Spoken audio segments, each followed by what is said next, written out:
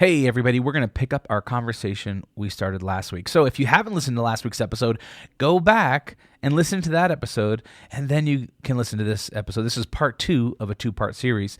I hope you enjoy. Welcome to The Friday Habit with Benjamin Manley and Mark Labriola II. The Friday Habit is for creators, entrepreneurs, and agency owners looking for actionable ideas on how to grow their business and be more profitable. We'll pull from our combined knowledge of over 20 years and interview thought leaders that will inspire you and give you the motivation you need to kick your business into high gear. Buckle up. It's Friday. Yeah, so Trainual was it was a very natural evolution. So Trainual started actually as a product within my consulting company. I was doing a lot of these packages for people. One of the most recurring things I was doing was coming up with roles and responsibilities, responsibility matrices type things, and then standard operating procedures of like, let's nail down this workflow, this process, whatever it is. And I was, at the time, recording a lot of screen sharing things and making Google Docs, and I'd put together, folders or Dropbox folders. And I thought that it would be great if there was just a centralized place. Like, where does someone's whole business, the knowledge of their business, live? I'm sure you guys have read books like The E-Myth and where it says you need an operations manual or a franchise manual or whatever it is. And I thought, well, how do I make one of those as a business aside from just spinning up a blank Google Doc? So I was working with this retail client of mine. They were a custom T-shirt sales company. You'd go in with your idea and they'd print a T-shirt.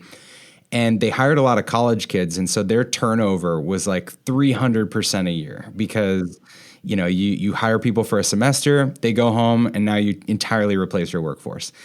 And every time they were bringing new people on, they had to spend like a full day training them, and they had this 70-page document of like how their screen press works and how to do gift cards at the cash register And so all these things were coming together, and I thought, what if I make a tool for this?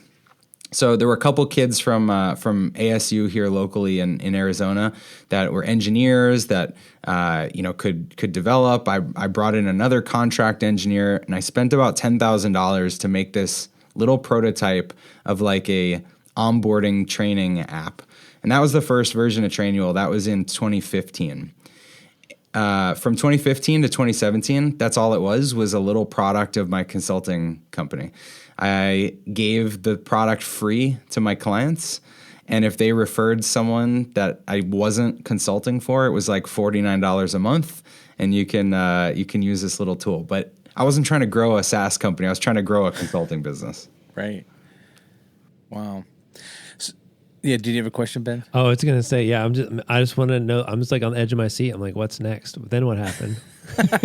Okay, I'm just I'm following with you. I'm just like, this is really exciting because I just feel like I relate to a lot of things you're saying, and I feel like I'm on a similar path as you, but like 2 or 3 steps behind you. You know what I mean? So it's just inspiring to kind of see where you're going because I'm like, I can see myself in a similar path as far as creating some software that would help other web design companies do a process similar to ours. So I'm like, it's interesting to me to hear you talk about it. So yeah. And I think it's interesting too, because I feel like when you own a business, right, there's a certain level of things that you do on a consistent basis that maybe you even think aren't special, or they're just like, this is what I do, but that are valuable to somebody else. I think a lot of times, because I've owned a business for the past 14 years and had to do so many different things, it's like, well, yeah, of course, like you need this or you got to do that. But there's so many people out there that are like, oh my gosh, where do I even begin? It's like we do podcasts, and to me, it's like, I'm in podcasts all day, and I know about all the gear and all the things you need and syndication, and it's just like, this is so easy. But to someone else, they're like, oh my gosh, starting a podcast seems really overwhelming, and it's like, You undervalue the things that come so naturally to you or that you're good at, which is why it was so hard for me to charge for consulting. I was like, I just naturally want to get in here and make things work better. Right. And Ben, it's also cool, like when you can develop something that is based on your own process or your own experience or like scratching your own itch. I think that's the most powerful kind of product. And so we were like, my video business was like Trainual client number one. Like, I wish I had this. Right. So I was almost developing Exactly. it for my past self, Right. thinking like, how would I have done this better? For sure. All right. So where to from there? All right. Around the same time, like 2014, 2015, a friend of mine, one of my best friends, started this company called Design Pickle. Maybe you've heard of them. They're like an unlimited graphic design company. Yep. And when he was getting started, he didn't have any kind of budget. And so he asked if I would do my whole consulting thing with him, but do it for equity. And so I said, okay, sure, I'll do that.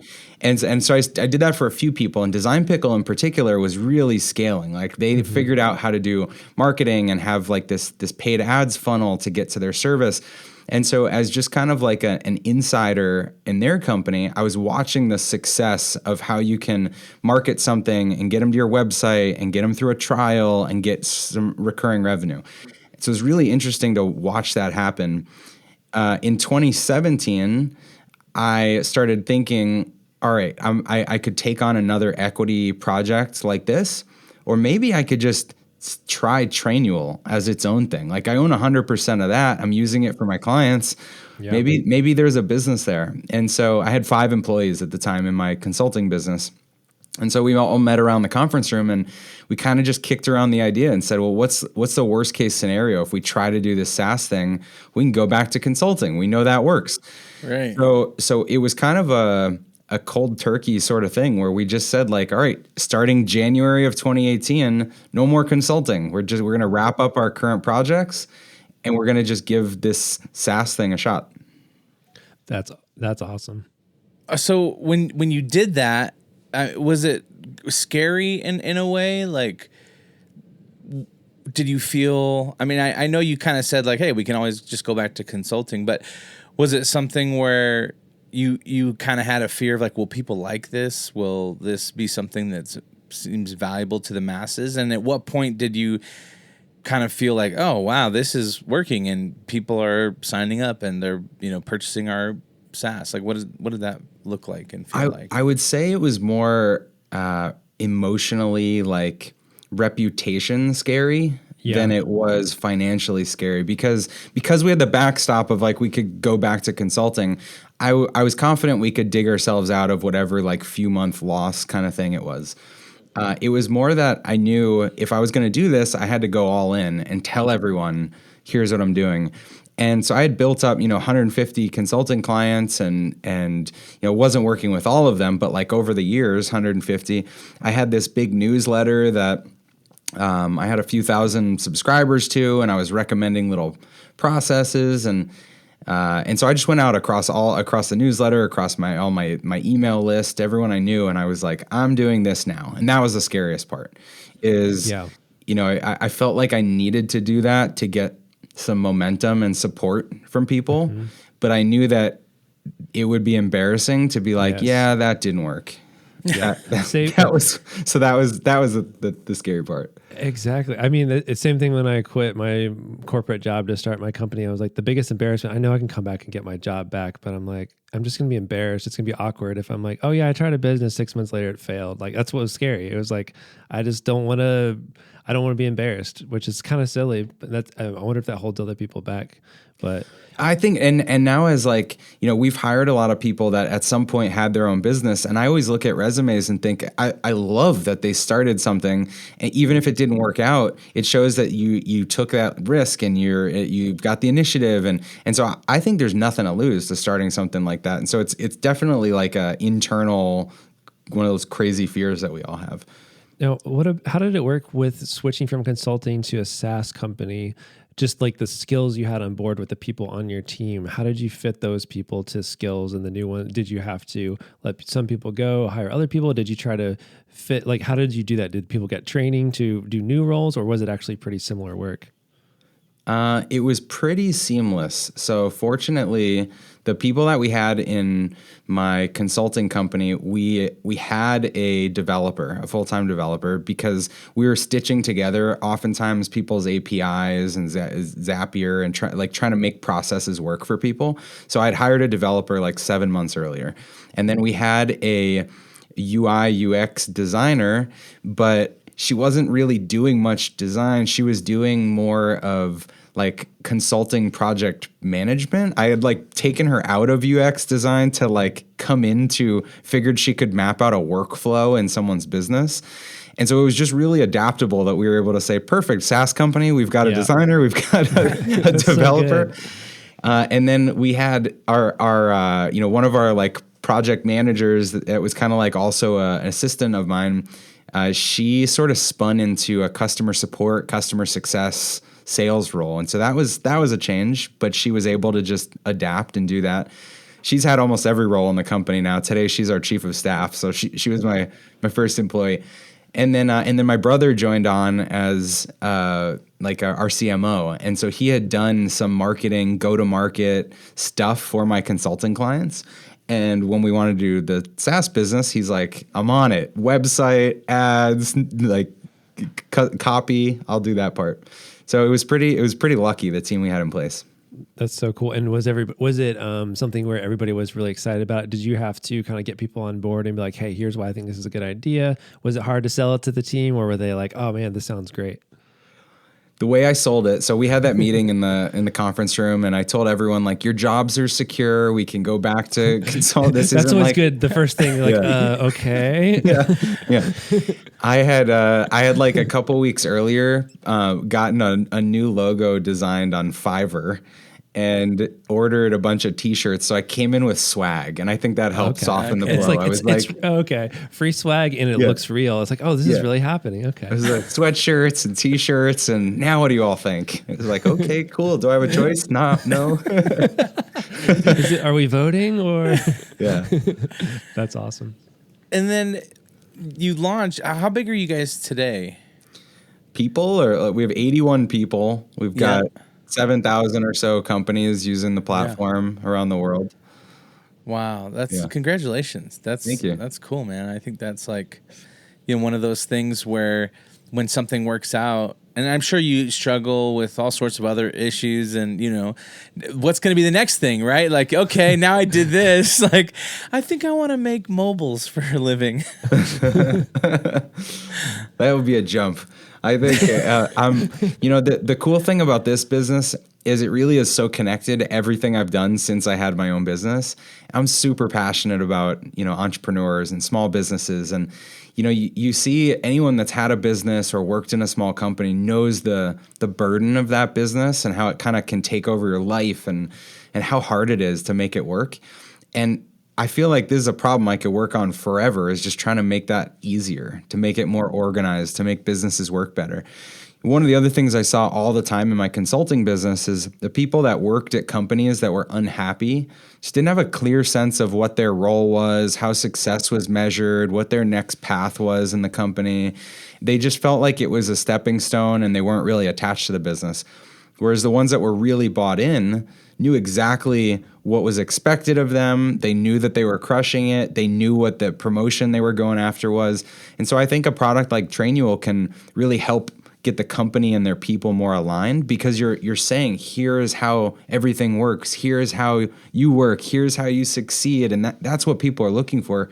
Even though it sounds so simple, so many companies just don't do it. That's so good.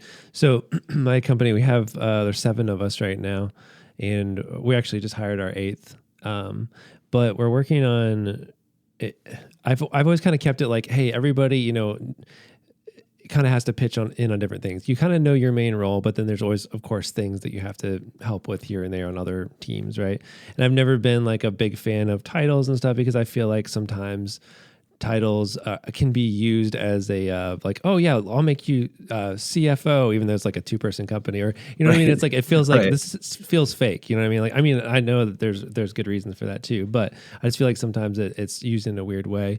And so I've always kind of kept it like, all right, well, yeah, here's what your responsibilities are now, but you don't necessarily have a title and stuff. Well, it's funny. My wife actually just started working for my company, and the first thing she said is like, I think you need way more clarity on everybody, like what their role is, Yeah. Because like for her, she's like, and I'm like, well, everybody's responsible to pick up stuff if something falls, and everybody kind of knows what they're supposed to do, like day to day, but it's still not super clear. She said for her, it's hard because she doesn't know. Like, I just keep working harder and harder, and I don't know when I'm done, and so it's more stressful. Like, she might feel guilty for something she wasn't even responsible for, so it causes all these additional things. And so her bringing that up, like, it was just interesting because now I'm like, okay, yeah, I do need to create a lot more clarity. So I'm literally working on stuff right now where I'm actually working on creating a company directory, an org chart, like defining roles. I was just starting to realize that roles.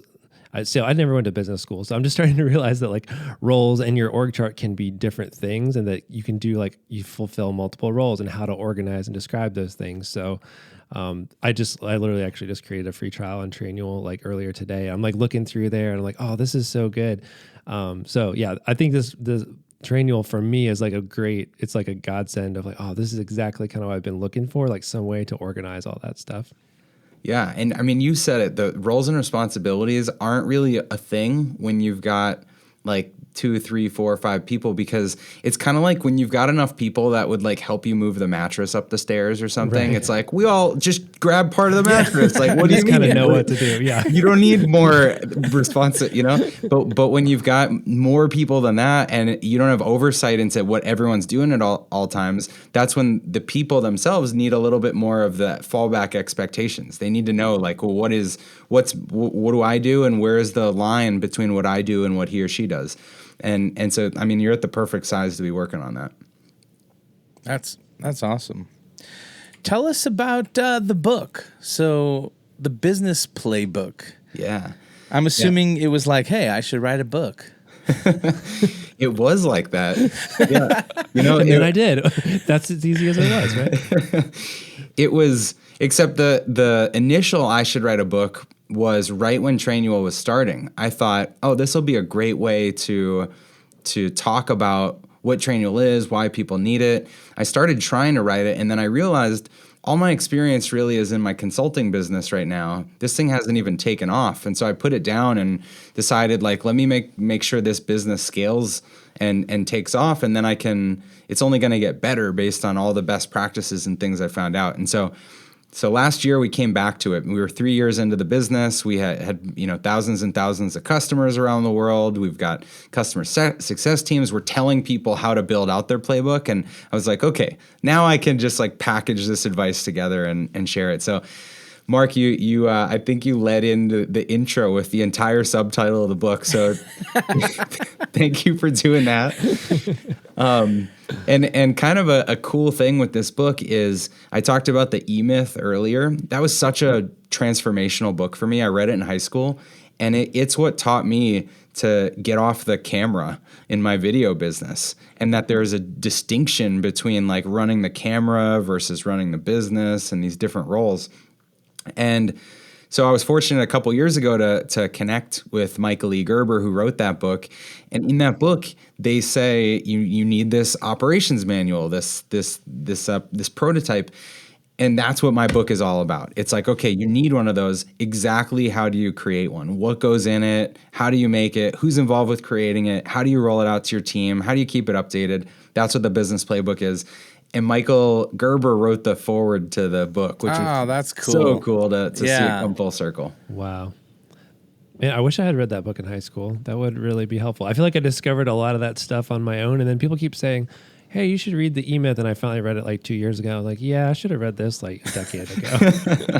It should be required reading. I don't know, like any business school or any high school with a business program, even like everybody should read that. It's so easy. Good. Yeah, true. Yeah, it's timeless too.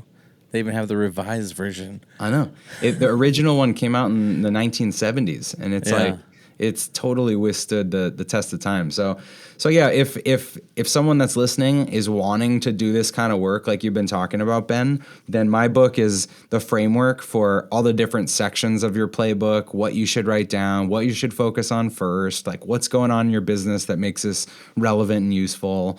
All that's in there. That's awesome. And how do you connect that, just out of curiosity from the marketing side, how do you connect that with Trainual? Do you like reference Trainual in the book or vice versa? Or how do you cross-market those things? I do a couple times in the book, but I wanted it to be not a book by Trainual and about Trainual, but a book by me as, read this, get value out of it, use whatever tool you want. And so we say that a lot in the book.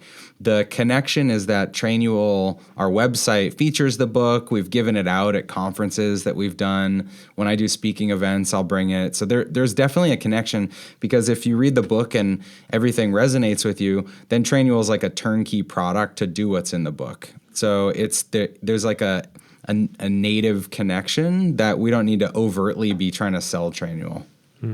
Yep, that totally makes sense. At what size do you think a company kind of needs a playbook? There's a lot of entrepreneurs, a lot of running guns, solo creatives and whatnot. At what point do you say like, yeah, hey, you should start doing X, Y, and Z? For most businesses, I would say it's around 5 people.